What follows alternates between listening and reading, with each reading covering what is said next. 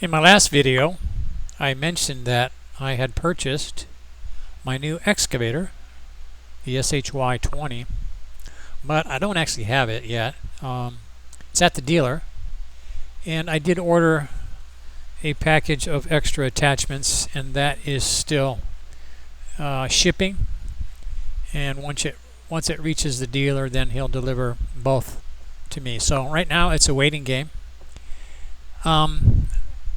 I didn't realize it at the time, but the unit that I got was one of the very first two of these SHY20s that arrived at the dealer, and he used it to make his presentation video, which was actually pretty good, so I want to share it.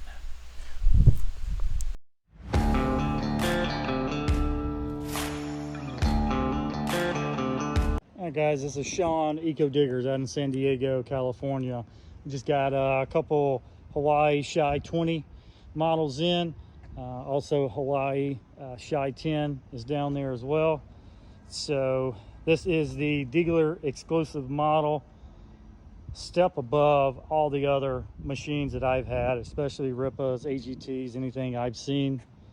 Just absolutely quality built machine. Everything you can ask for a 2-ton machine. This just blows everything out of the water. So this has the Kubota D902 diesel in it. See here, coolant reservoir, fuel filter, inline filter, fuel water separator here. Oil filter is easily accessible. This huge counterweight on the back of it is just got the exhaust actually coming outside of the counterweight.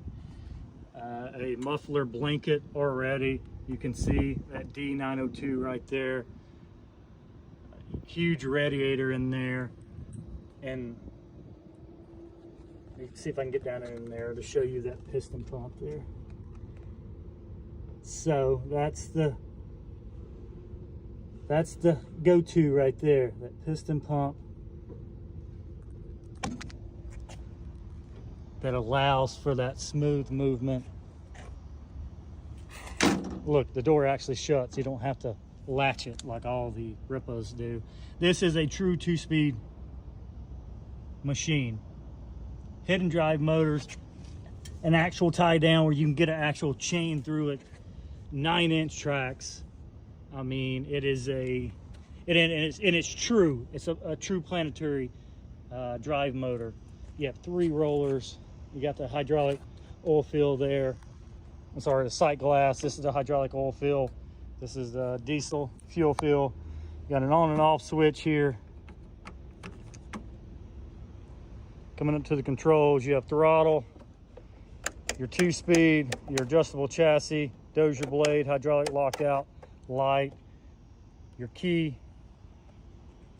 Just look how beefy that ROP system is. If you've ever seen anything from RIPA, it's just a flimsy little tube. I mean it wiggles whenever you walk the machine. Dozier blade here. You got a little information screen. Of course, your normal pilot controls. This is a true pilot control machine. Down here you have your foot pedals. Your left one has this flip up and down. This is just where you use it as a footrest. This is the boom swing on this foot pedal. Over here on this one, this is for the thumb. It only goes one way, so you push it down and it opens the thumb. You have to mash this button on top of this switch or this lever here, and then you push the pedal down while mashing said button, and you get the opposite direction of the thumb. But just look at the thumb. Look at the thickness of the bucket. This doesn't have the manual quick hitch on it, or semi-auto quick hitch. I do have them. I just haven't put them on. 3-way valve, just huge cylinders. The grease nipples are all protected. Look, I mean, it even comes greased. Look at that. I mean, it's just absolutely a beautiful machine. Look at this knuckle here. This cast knuckle. It's just huge piece. Dozier cylinder is huge. You got square tubing for the adjustable chassis. Everything's all the hoses are run through grommets and everything. Look at this anti-chafing there. Everything's run through the boom. It's just, I mean, it's top quality machine.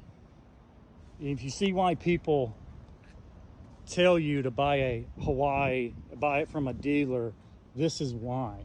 This blows everything else out of the water.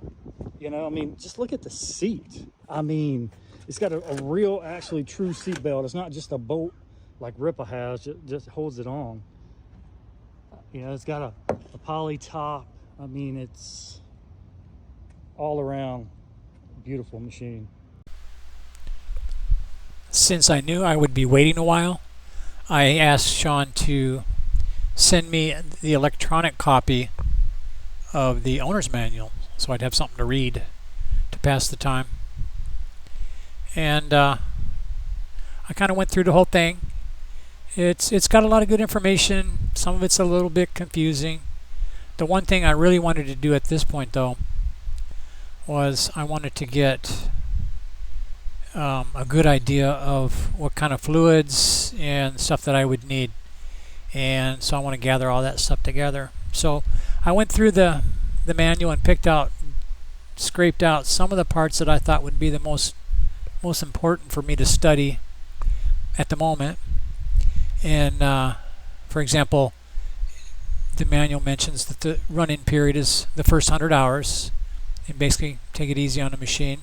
Here's a quick little rundown on what the display unit shows and what it's for. And then here's the basic maintenance schedule. Looks pretty simple. If I look at a couple other portions of the manual that I scraped together, it gives more details about what the lubricants are, and it identifies some filters in the replacement periods, but doesn't give like part numbers or anything like that. But still, it's useful information. And keep in mind, I don't have the manual for the engine yet, so there'll be some good stuff in there too.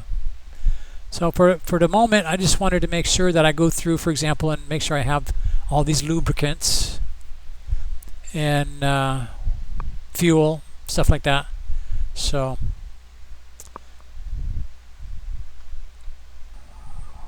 one thing the new excavator is going to need for sure is diesel fuel.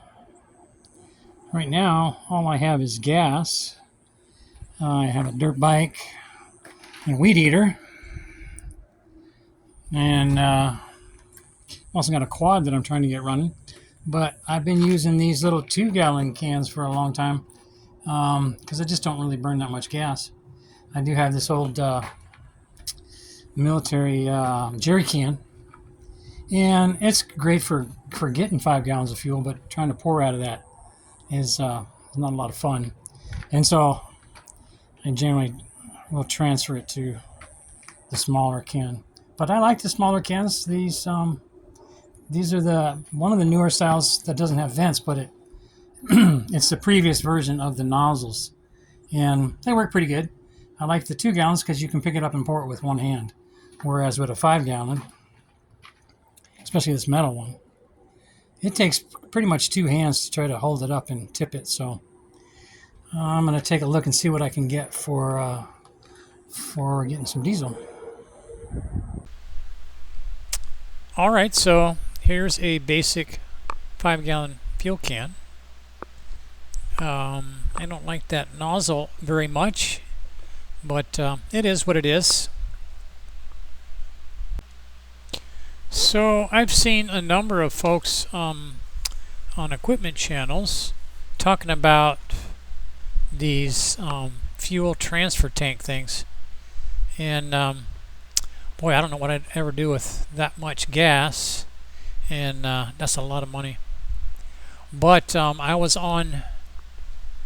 looking at one of the reviews, and somebody down in the comments mentioned using a smaller pump that you put on the cans, And in particular, he mentioned using a racing jug, which I thought was kind of a cool idea.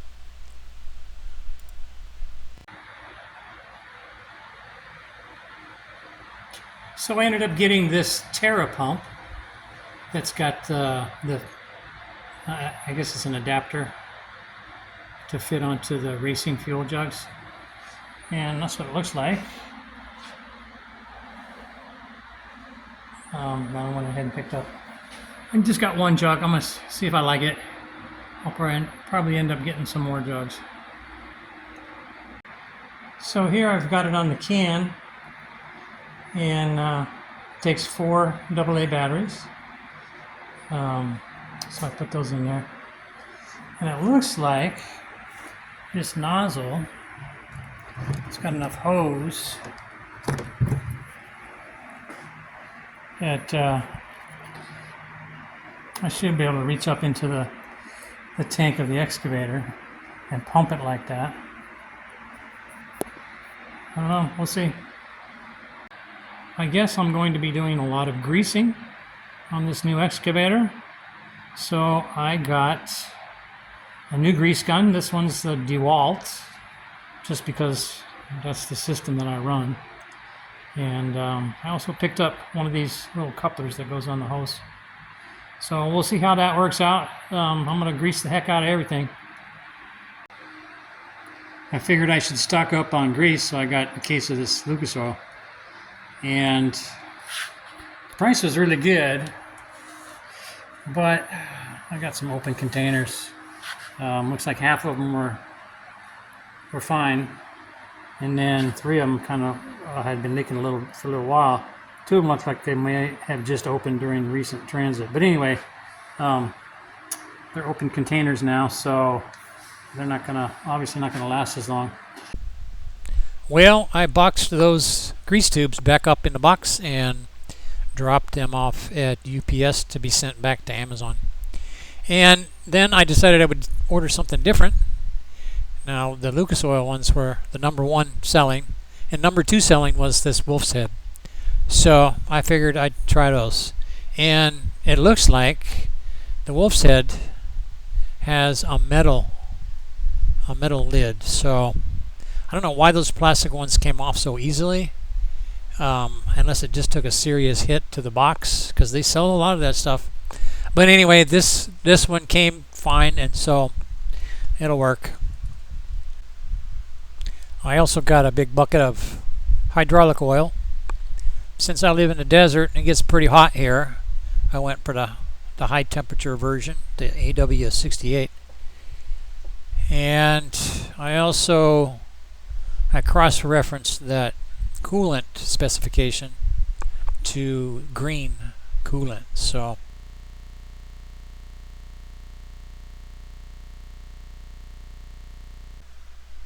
I actually ordered 2 buckets of that hydraulic oil because I'll need a little bit more than 1 to make a full fluid change. And so I still got 1 bucket coming.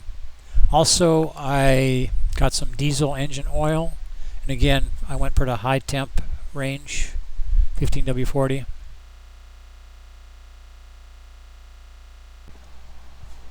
I talked to the dealer, and looks like my equipment is on its way. So I'll be looking for that to be pulling up in my driveway.